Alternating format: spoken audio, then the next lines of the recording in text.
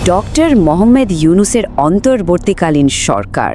আচ্ছা, এটাকে ইতিহাস কিভাবে মনে রাখবে? একজন সংস্কারকের যুগান্তকারী পদক্ষেপ হিসেবে, নাকি একটা গভীর বিতর্কের জন্ম দিয়ে? ওনারা ক্ষমতা থেকে সরে যাওয়ার পর এই প্রশ্নগুলোই কিন্তু এখন চারদিকে ঘুরপাক খাচ্ছে। আর এর মধ্যে সবচেয়ে বড়, সবচেয়ে বিতর্কিত প্রশ্নটা কি জানেন? কার নাচের পুতুল ছিলেন ডক্টর ইউনূস? চলুন আজকের এই আলোচনায় আমরা এই বিষয়টারই গভীরে যাওয়ার চেষ্টা করব। তো শুরুটা করা যাক একেবারে গোড়া থেকে। মানে এই সরকারের রেখে যাওয়া উত্তরাধিকার বা লেগাসি নিয়ে যে বিতর্কটা তৈরি হয়েছে সেটা দিয়েই। ব্যাপারটা একবার ভেবে দেখুন। একদিকে দেশের নেতৃত্বে একজন নোবেল বিজয়ী, এটা তো একটা বিশাল সম্মানের ব্যাপার হওয়ার কথা ছিল, তাই না? কিন্তু হলোটা কি? হলো ঠিক তার উল্টো। সরকার গঠনের পর থেকেই শুরু হলো ব্যাপক সমালোচনা, আর সম্মানের বদলে পুরো বিষয়টা একটা বিতর্কের কেন্দ্রবিন্দু হয়ে দাঁড়ালো। আর সবচেয়ে অবাক করার মতো বিষয় হলো, এই সমালোচনাটা কিন্তু শুধু বিরোধী দলগুলোই করছিল না।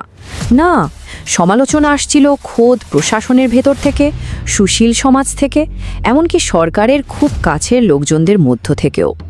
বোঝাই যাচ্ছে এর ফলে সরকারের যে একটা নৈতিক অবস্থান ছিল, সেটা খুব দ্রুতই দুর্বল হয়ে পড়ছিল। আচ্ছা, তাহলে এখন প্রশ্ন হলো, ঠিক কি এমন করা হয়েছিল যার কারণে এত অসন্তোষ তৈরি হলো? এর অনেকগুলো কারণের মধ্যে একটা বড় কারণ ছিল অধ্যাদেশ জারির বিষয়টা। চলুন এটা দিয়ে শুরু করি।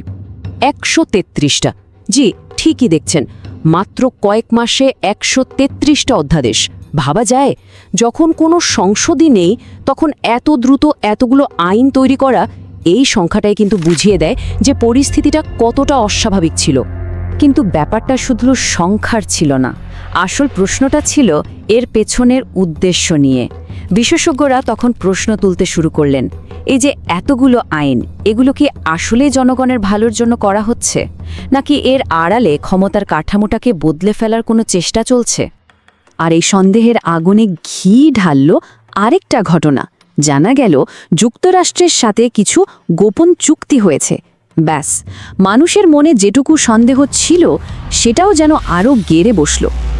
আর ঠিক এই রকম একটা ঘোলাটে পরিস্থিতির মধ্যেই বাংলাদেশের রাজনীতিতে একটা নতুন শব্দ ঢুকে পড়ল। বেশ রহস্যময় একটা শব্দ, ডিপ স্টেট। সাবেক ছাত্র উপদেষ্টা আসিফ মাহমুদ যেন একটা বোমা ফাটালেন। উনি সরাসরি বললেন, একটা শক্তিশালী ডিপ স্টেট নাকি অন্তর্বর্তী সরকারকে লম্বা সময়ের জন্য ক্ষমতায় রাখতে চেয়েছিল। চিন্তা করুন একবার, এই একটা কথায় সরকারের উদ্দেশ্য নিয়ে সবার যে ধারণা ছিল তা যেন মুহূর্তের মধ্যে ওলটপালট হয়ে গেল। তো এই ডিপ স্টেট জিনিসটা আসলে কি? খুব সহজ করে বললে এটা হলো রাষ্ট্রের ভেতরেই থাকা এমন কিছু প্রভাবশালী লোক বা গোষ্ঠী যারা নির্বাচিত না, কিন্তু পর্দার আড়াল থেকে ওরাই সরকারের নীতিগুলোকে নিয়ন্ত্রণ করে। বলা যায় দেশটা আসলে ওরাই চালায়। এই শব্দটার কিন্তু একটা ইন্টারেস্টিং ইতিহাস আছে।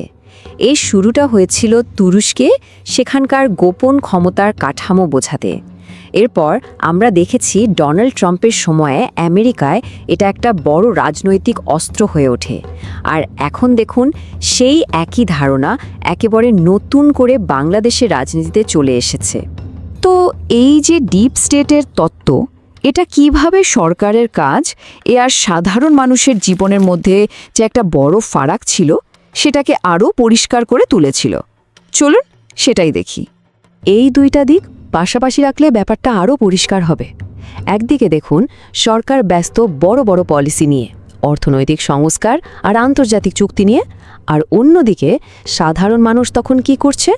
তারা লড়ছে লাগাম ছাড়া দামের সাথে, চাকরি নেই, রাস্তায় চাঁদাবাজি। মানে দুইটা যেন দুইটা ভিন্ন জগৎ। সরকারের চিন্তাভাবনা আর মানুষের প্রতিদিনের জীবনযাত্রার মধ্যে পার্থক্যটা একদম স্পষ্ট। আর আসিফ মাহমুদের ওই ডিপ স্টেটের কথাটা যে একেবারে উড়িয়ে দেওয়ার মতো ছিল না, সেটার প্রমাণ যেন সরকারের কাজেই পাওয়া যাচ্ছিল। প্রথম 10 মাস তো নির্বাচন দেওয়ার নামই নেই, বারবার শুধু বলা হচ্ছিল লম্বা সময়ের সংস্কারের কথা। স্বাভাবিকভাবেই অনেকেই তখন ভাবতে শুরু করে যে এটা আসলে ক্ষমতা টিকিয়ে রাখারই একটা কৌশল। সব মিলিয়ে আমরা কিন্তু আবার সেই শুরুর প্রশ্নটাতেই ফিরে আসছি। ডক্টর ইউনূস, তিনি কি আসলেই একজন সংস্কারক ছিলেন, নাকি নেপথ্যে থাকা অন্য কোনো শক্তির হাতের পুতুল? এখনও অনেকগুলো প্রশ্নের উত্তর কিন্তু পাওয়া যায়নি। কারা আসলে ক্ষমতাটা লম্বা করতে চেয়েছিল, কারা চেষ্টা করছিল নির্বাচনকে প্রভাবিত করার, আর সবচেয়ে বড় যে প্রশ্নটা থেকে যায়, ডক্টর ইউনূস নিজে কি আসলেই সবকিছুর নিয়ন্ত্রণে ছিলেন? খুব সুন্দর একটা কথা আছে, বৈধতা ছাড়া ক্ষমতা ঠিক পুতুল নাচের মতো, নড়াচড়া আছে কিন্তু প্রাণ নেই। কথাটা কিন্তু এই পরিস্থিতির সাথে একদম মিলে যায়। জনগণ যখন সরকারের উপর থেকে বিশ্বাস হারিয়ে ফেলে, তখন সেই সরকারের অবস্থাও ঠিক এমনই হয়। সবকিছু চলে কিন্তু ভেতরে কোনো প্রাণ থাকে না। তাহলে একদম শেষে এসে পুরো আলোচনাটা আমাদের একটা বড় প্রশ্নের সামনে দাঁড় করিয়ে দেয়। ইতিহাস ডক্টর ইউনূসকে কিভাবে মনে রাখবে? একজন মহান সংস্কারক হিসেবে, নাকি সময়ের মঞ্চে থাকা এমন একজন চরিত্র হিসেবে যার খেলার সুতোটা আসলে অন্য কারো হাতে ছিল?